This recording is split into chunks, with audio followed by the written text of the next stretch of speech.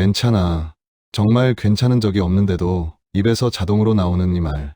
서운한데 웃고 기대하고 싶은데 스스로 먼저 낮추고 진심이 필요한 순간 농담으로 피해버리는 나.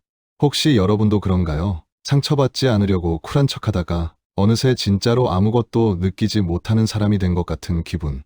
오늘은 우리가 왜 자꾸 쿨한 척을 하게 되는지, 그 심리적 메커니즘과 함께 이 패턴에서 벗어나는 구체적인 방법까지 함께 이야기해 보려고 합니다. 이 영상을 끝까지 보시면 여러분은 세 가지를 얻어가실 수 있습니다. 첫째, 쿨한 척이 단순한 성격이 아니라 방어 전략이라는 과학적 이해. 둘째, 이 패턴이 반복될 때 우리 마음에 실제로 일어나는 변화들. 그리고 셋째, 가짜 쿨함에서 진짜 쿨함으로 나아가는 실질적인 회복의 단계들입니다. 그럼 시작해 볼까요?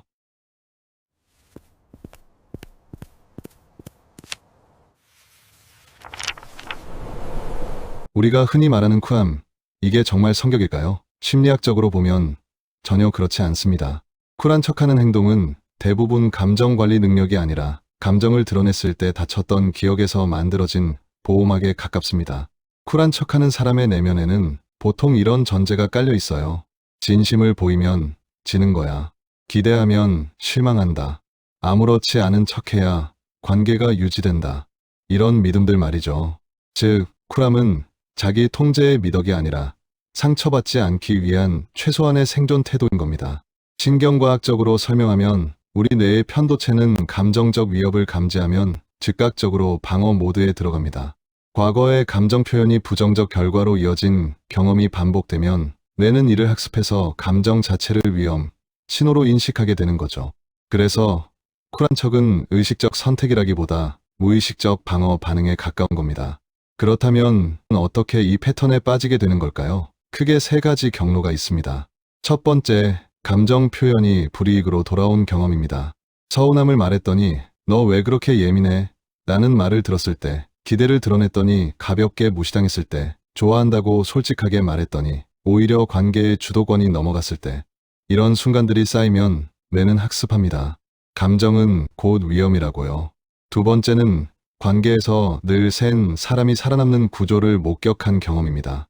회사에서도, 연애에서도, 심지어 가족 안에서도 감정이 있는 쪽이 더 참고, 더 설명하고, 더 무너지는 모습을 보게 되죠.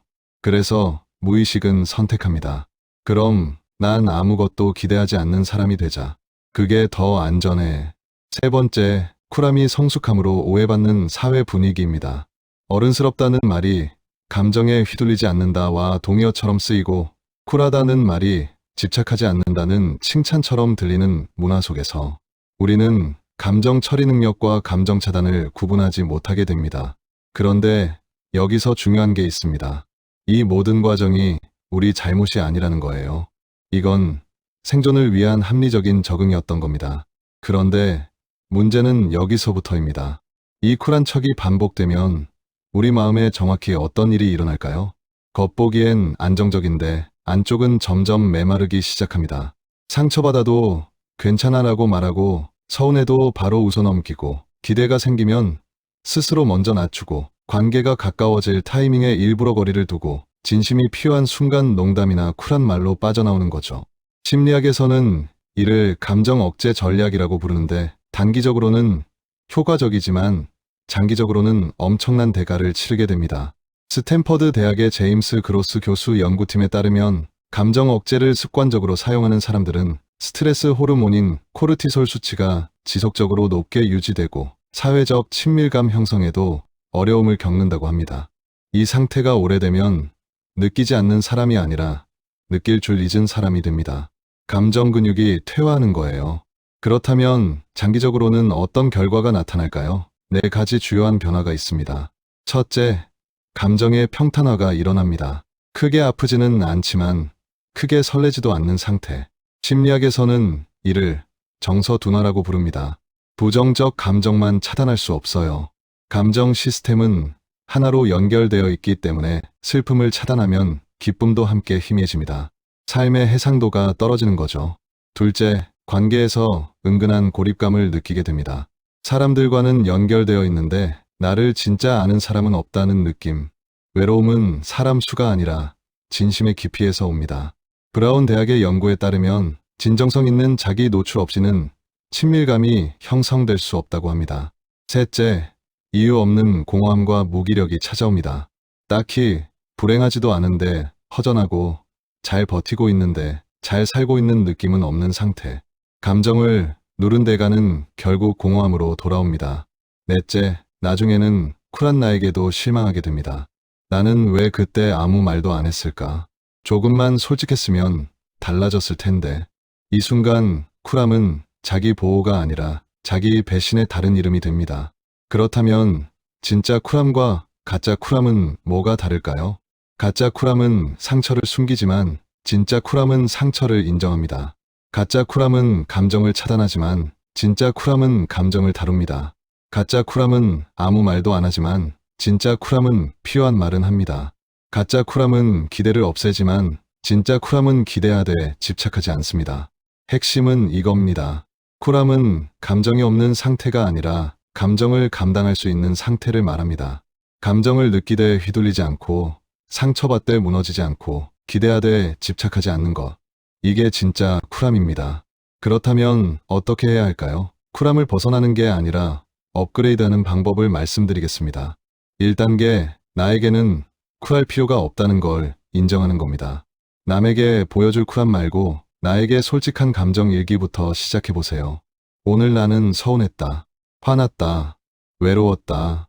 이 문장들을 쓰는 것만으로도 감정 근육이 다시 회복되기 시작합니다. 2단계, 서운함을 폭발이 아니라 정보로 전달하는 연습입니다. 서운했어 라는 말이 약함이 아니에요. 그 상황에서 나는 이렇게 느꼈어 라고 말하는 것이 진짜 성숙입니다. 감정을 사실로 전달하는 연습, 이게 관계를 지키는 진짜 쿨함입니다. 3단계, 쿨한 척을 내려놓아도 되는 사람을 구분하는 겁니다. 모두에게 솔직할 필요는 없어요. 안전한 사람에게만 감정을 연습하세요. 감정적으로 안전한 관계를 한두 개만 확보해도 우리 마음은 다시 살아납니다. 쿨한 척은 당신의 성격이 아닙니다. 그건 당신이 살아남기 위해 선택한 방식이었을 뿐이에요. 하지만 이제는 더 이상 그렇게 살지 않아도 됩니다. 진짜 쿨함은 감정을 숨기는 게 아니라 감정을 감당하는 능력에서 나오니까요. 마지막으로 철학자 칼 융의 말을 남기며 마무리하겠습니다. 당신이 무의식을 의식하지 않으면 그것이 당신의 인생을 지배하고 당신은 그것을 운명이라 부를 것이다. 우리의 쿨한 척도 마찬가지입니다.